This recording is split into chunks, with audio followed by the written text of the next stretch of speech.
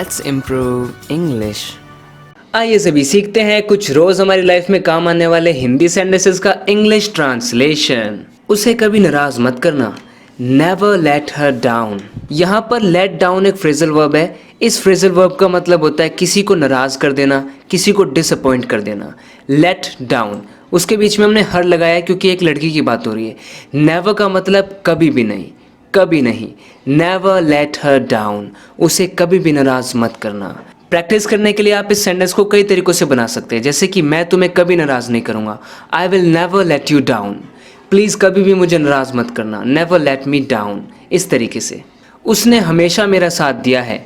कोई कोई ऐसा इंसान होता है ना हमारी लाइफ में जो हमेशा हमारा साथ देता है, तब हम कह सकते हैं he has always been supportive of me. If somebody is supportive of you, that means he helps you or he supports you in all kind of circumstances. यानी कि कोई आपका हर हालत में साथ देता है ना, तो उससे कहते हैं कि वो आपका सपोर्टिव है। यहाँ पर ये प्रेजेंट परफेक्ट टेंस है। he has been यानी वो रहा है सपोर्टिव ऑफ मी, मेरा सपोर्टिव रहा है, मेरा साथी रहा है, मेरा साथ देने वाला रहा है। उसने हमेशा मेरा साथ दिया है। पेड़ हवा में लहरा रहे थे। अब इसमें एक्चुअली ज़्यादातर कन्फ्यूजन होता है कि लहराने को क्या बोलेंगे। इसे हम कहेंगे the trees were swaying in the wind. Wind कहते हैं हवा को। पास्ट कंटिन्यूअस का सेंटेंस है, स्वे में आईएनजी है, स्वेइंग यानी लहराना। The trees were swaying in the wind यानी कि हवा में ट्रीज स्वे कर रहे थे। यहाँ पर वर हेल्पिंग वर्ब आया है क्योंकि हमारा जो सब्जेक्ट है वो प्लूरल है। अगर ये सिंगुलर होता, अगर हम एक ही पेड़ की बात कर रहे होते कि एक पेड़ हवा में लहरा रहा था, तो हम बोलते the tree was swaying in the wind. लेकिन यहाँ पर एक से ज़्यादा ट्रीज हैं। The trees were swaying in the wind. देखिए इसको इस तरीके से भी हम यूज़ कर सकते हैं, वो म्यूज़िक सुन सुन के लहरा रही है। होता है ना ऐसे हेडफोन लगाए हुए हैं, कान में म्यूज़िक चल रहा है और आदमी बस ऐसे हिलता रहता है, मतलब म्यूजिक को एंजॉय करता है। उसमें भी हम कह सकते हैं she is swaying to the music, यानी हम बोल सकते हैं वो डोल रही है, झूम रही है, म्यूजिक सुन सुन के लहरा रही है। She is swaying to the music यानी म्यूजिक को सुन सुन के वो लहरा रही है। बारिश तो और भी तेज हो गई। होता है ना ऐसा, बारिश हो रही होती है फिर और भी तेज़ हो गई, फिर हम बोलते हैं बारिश तो और भी तेज़ हो गई। It has started raining harder. जैसे कि आपको पता होगा कि जब वेदर की बात करते हैं ना, तो हम सब्जेक्ट इट को लेते हैं। इट इज़ रेनिंग यानी बारिश हो रही है। प्रेजेंट परफेक्ट है, बारिश शुरू हो चुकी है और भी तेज़, यानी कि प्रेजेंट परफेक्ट है हैज़, स्टार्ट की थर्ड फॉर्म स्टार्टेड, रेनिंग यानी बारिश होना शुरू हो गया है, हार्डर और भी तेज़। ये कंपैरेटिव फॉर्म है, कंपैरेटिव डिग्री है हार्ड एडजेक्टिव की। It has started raining harder यानी कि और भी ज़्यादा तेज़ बारिश होना शुरू हो गया है। उसका कोई जवाब ही नहीं आया। There was no answer to that। जैसे कि आपने किसी को कुछ कहा था या कुछ किया था, उस बात का कोई जवाब ही नहीं आया, तो हम कह सकते हैं There was no answer to that यानी उस सिचुएशन के लिए, पर्टिकुलरली उस सिचुएशन के लिए, उस बात के लिए कोई भी आंसर नहीं आया। There was no answer to that। ऐसे चिल्लाओ मत। कोई कोई ऐसे फालतू में चिल्लाता रहता है, तो हम बोलते हैं ऐसे चिल्लाओ मत। Don't shout like that। Don't shout like that। काफ़ी सिंपल है। क्यों हंगामा खड़ा कर रहे हो, क्यों हंगामा खड़ा कर रहे हो। अब अक्सर हम ऐसे उलझ जाते हैं कि इस तरीके से हम इंग्लिश में ट्रांसलेट कैसे करें। देखिए हमेशा हमें एकदम हिंदी टू इंग्लिश एकदम डायरेक्ट ट्रांसलेशन नहीं करना है, सेंस को समझते हुए उसे एक्सप्रेस करना है। देखिए why are you causing a disorder. Disorder का मतलब होता है हंगामा। जब चीज़ें ऑर्डर में नहीं है, ऑर्गेनाइज नहीं है, सब कुछ उलट पुलट हो गया है, तब उस सिचुएशन को हम डिसऑर्डर कहते हैं। कॉज करना होता है किसी चीज़ का कारण बनना, यानी कि वाई आर यू कॉजिंग यानी तुम कॉज क्यों कर रहे हो, और डिसऑर्डर यानी एक हंगामे को, क्यों एक हंगामा खड़ा कर रहे हो, क्यों इतनी प्रॉब्लम्स क्रिएट कर रहे हो, उसे हम कहेंगे why are you causing a disorder. Cause का मतलब होता है किसी चीज़ का कारण बनना। अगर इस वर्ड को आप अच्छे से समझना चाहते हैं ना, तो इसके ऊपर मैंने एक पहले वीडियो बनाई हुई है, उसमें मैंने अच्छे से समझाया कि इसको हम कैसे यूज़ कर सकते हैं अलग अलग सेंटेंसेस में। उस वीडियो को आप ज़रूर देखना, आपको बहुत कुछ हेल्प मिलने वाली है उस वीडियो से। मैं अपने गुस्से को रोक ही नहीं पाया। I couldn't suppress my anger। जब कुछ नहीं कर पाए यानी कि पास्ट एबिलिटी की बात हो रही है, तब हम could का यूज़ करते हैं। नेगेटिव सेंटेंस है इसलिए couldn't एक्चुअली में रिड्यूस्ड फॉर्म है could not की। could not को हम शॉर्ट में लिखते हैं couldn't। I couldn't मैं नहीं कर पाया।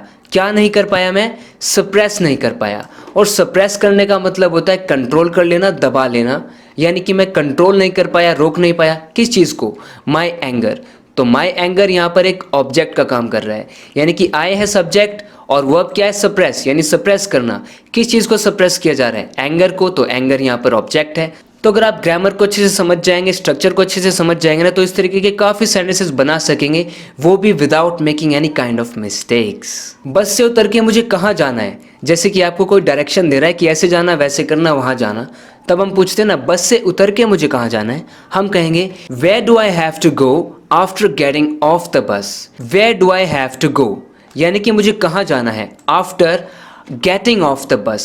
सो गेट ऑफ का मतलब होता है बस से उतर जाना। वैसे इसके लिए वर्ड होता है अलाइट। अलाइट का मतलब उतरना होता है, लेकिन स्पोकन इंग्लिश में हम शॉर्ट में ऐसे बोल सकते हैं गेट ऑफ द बस यानी कि बस से उतर जाना। Where do I have to go मुझे कहाँ जाने की ज़रूरत है, मुझे कहाँ जाना है आफ्टर गेटिंग ऑफ द बस, बस से उतरने के बाद। उनका परिवार इतना अमीर नहीं है। कुछ लोगों की बात कर रहे हैं हम, वो लोग जो एक फैमिली के सदस्य हैं, उनका परिवार इतना अमीर नहीं है। Their family is not very well of. यहाँ पर शायद ही आपके लिए नया हो, वेल ऑफ का मतलब होता है रिच। रिच होना, काफ़ी पैसा होना, धनी होना। देयर फैमिली यानी उनकी फैमिली इज़ नॉट नहीं है very well of, well of नहीं है। सो वेल ऑफ एक एडजेक्टिव की तरह यूज़ होता है, इसका मतलब रिच होता है। जैसे I am very well of यानी कि मैं काफ़ी रिच हूँ, मेरे पास काफ़ी पैसा है। She is very well of. मुझ पे मुंह ढक के सोया नहीं जाता, मुंह ढक के नहीं सोया जाता मुझ पे। इसे इंग्लिश में कहेंगे I can't fall asleep when my face is covered। पहले हमने कैन का यूज़ करके बताया I can't fall asleep। Negative sentence है इसलिए कैन में नॉट आया, जिसको रिड्यूस्ड फॉर्म में हमने लिखा कांट लिखा हमने। अब इसको कांट भी बोला जाता है, कैंट भी बोला जाता है। अमेरिकन और ब्रिटिश प्रोनाउंसिएशन का फ़र्क है। आई कांट बोलते हैं ब्रिटिश इंग्लिश में, जबकि कैंट बोलते हैं अमेरिकन इंग्लिश में। आई कांट फॉल asleep यानी मैं सो नहीं सकता। फॉल asleep का मतलब होता है सो जाना।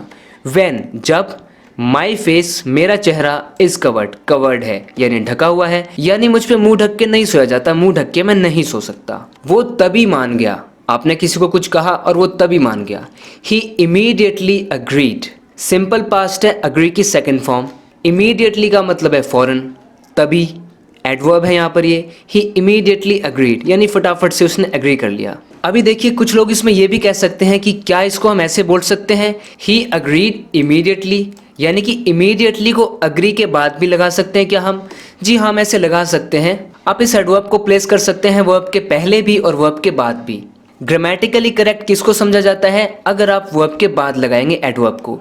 ही अग्रीड इमीडिएटली, ये एकदम करेक्ट है। लेकिन स्पोकन इंग्लिश में ज़्यादातर लोग ऐसे बोल देते हैं ही इमीडिएटली अग्रीड, और वो भी एक्सेप्टेबल है। देखिए इंग्लिश में दो टाइप के एरर्स होते हैं, स्ट्रॉन्ग एरर्स और week errors.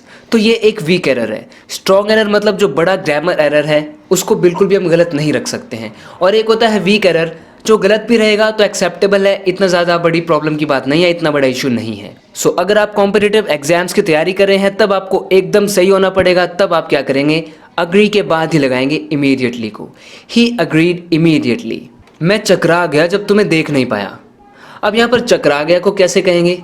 I was bewildered when I couldn't see you. Bewildered हो जाने का मतलब होता है चकरा जाना, कंफ्यूज्ड हो जाना, परप्लेक्स्ड हो जाना। आई वॉज बिविल्डर्ड यानी मैं एकदम बिविल्डर्ड हो गया, एकदम चकरा गया, कंफ्यूज्ड हो गया। कब कंफ्यूज्ड हो गया? व्हेन जब, आई कुडंट सी यू तुम्हें देख नहीं पाया, जब तुम मुझे दिखाई नहीं दिए। I was bewildered when I couldn't see you. तूने जानबूझकर ऐसा किया ना, बोलते हैं ना वैसे, तूने जानबूझकर ऐसा किया ना। You deliberately did it, didn't you. यहाँ पर भी देखिए ये भी एक एडवर्ब है और यहाँ पर भी वही रूल अप्लाई हो रहा है। अगर आप एकदम करेक्ट होना चाहते हैं तब आपको वर्ब के बाद डिलिबरेटली लगाना है, यानी आप कहेंगे यू डिड इट डिलिबरेटली। इसमें इट ऑब्जेक्ट का काम कर रहा है इसलिए इट के भी बाद में आएगा डिलिबरेटली, लेकिन आप ऐसे भी बोल सकते हैं। इसके बाद आप यहाँ पर नोटिस कीजिए ये एक क्वेश्चन टैग है, इसे इंग्लिश में क्वेश्चन टैग कहते हैं। डिडंट यू यानी कि जब हम कह रहे हैं ना, हिंदी में हम ऐसे कह रहे हैं किया ना, ऐसा किया ना, वो किया ना, तुम समझे ना, है ना, ऐसी बातों को इंग्लिश में करने के लिए हम क्वेश्चन टैग्स का यूज़ करते हैं। तो ये एक उनमें से क्वेश्चन टैग है। यू डिलिबरेटली डिड इट, तुमने ये जानबूझ के किया है ना।